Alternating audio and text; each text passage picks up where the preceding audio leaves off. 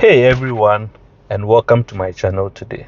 Today we've got some big news that's going to impact a lot of people who are planning to come and work in Canada. The Canadian government just announced that visitors can no longer apply for work permits from within Canada. This is huge and could affect thousands of people, especially those of you who came here on a visitor visa and are hoping to transition into the Canadian workforce. So what does this mean for you?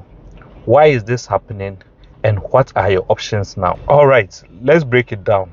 Here is what we are going to cover in today's video. First, we will talk about the original policy that allowed visitors to apply for work permits from within Canada and why it was introduced in the first place. Secondly, then we will discuss why this policy is being rolled back now and how it ties into the broader efforts to control immigration numbers, because as the Prime Minister said, there's going to be a lot of changes before fall this year.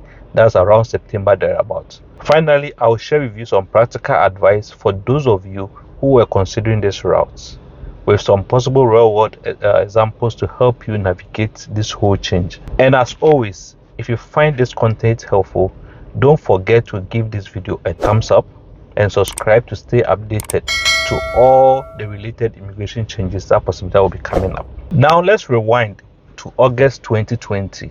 The world was in the midst of the COVID pandemic and countries everywhere were scrambling to manage the chaos. Canada introduced a temporary public policy that allowed visitors to apply for work permits within the country without having to leave. This was a lifeline for many people who were stranded here due to the travel restrictions. It also helped to address the sudden labor shortage that arose when businesses began to reopen. So as always, most people saw this loophole and took advantage of it by applying for a visitor visa to enter the country.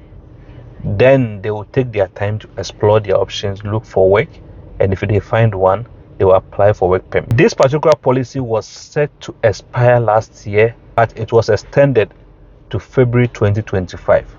So like as most people knew, everybody was hoping that this particular policy will expire in 2025. So a lot of people who were thinking of taking advantage of this particular route were hoping that at least they can do that before it expires next year. This particular policy wasn't just about helping visitors. It was also about keeping the Canadian economy afloat during the unprecedented times. So now let's look at the reason for this new policy. Fast forward to August 28, 2024. The landscape looks very different. The Canadian government has decided to end this temporary policy effective immediately. So why this sudden change? There are a few reasons that you have to be aware of. Firstly, the pandemic is no longer pressing the issue it once was, and the Canadian economy has mostly stabilized. This policy was intended to be temporary, and as situations have normalized, so too has the need for such extraordinary measures. Secondly, and perhaps most crucially, the government is working to recalibrate the numbers of temporary residents in Canada. Immigration, Refugee and Citizenship Canada's IRCC has stated that this move is part of broader efforts to manage the immigration numbers and preserve the integrity of immigration system. There has been growing concerns about the high number of temporary residents, and this policy rollback is seen as a necessary step in maintaining the balance. Lastly, there's been an alarming rise in immigration fraud.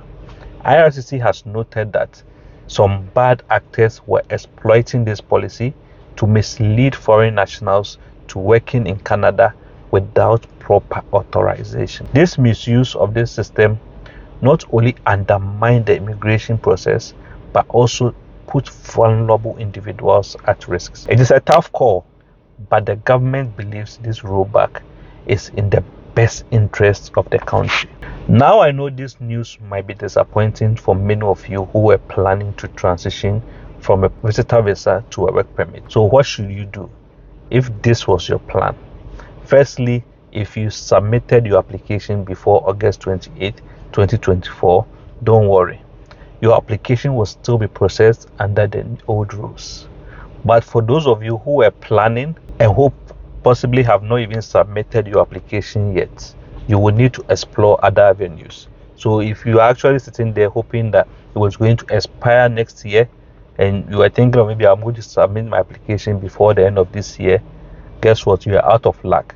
It is time to now explore other avenues. So for example, if you have a visitor visa, or you are planning to apply for a visitor visa, and the goal was to travel to Canada and now find a way to transition off that visitor visa to a work permit, then you are out of luck. And looking at what they are doing now, it's possible they are going to even scrutinize people who are coming into the country with a visitor visa to make sure that you are not circumventing what they are trying to do, because they know a lot of visitor visas have been issued and most of these people might be rushing to enter the country. So you have to be aware that when you get to the border, possibly interrogation is going to be more intense.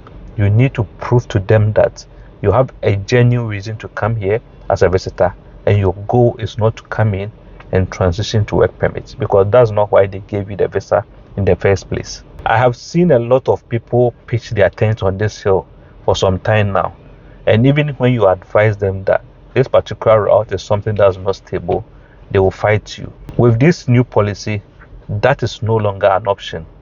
Instead, it is time to now explore other visa categories, such as possibly the study permit routes or even express entry in general. If you are not competitive in the express entry pool, this is the time to start looking at ways you can improve your score. I have seen people take up French just to score extra points and be competitive in the draw.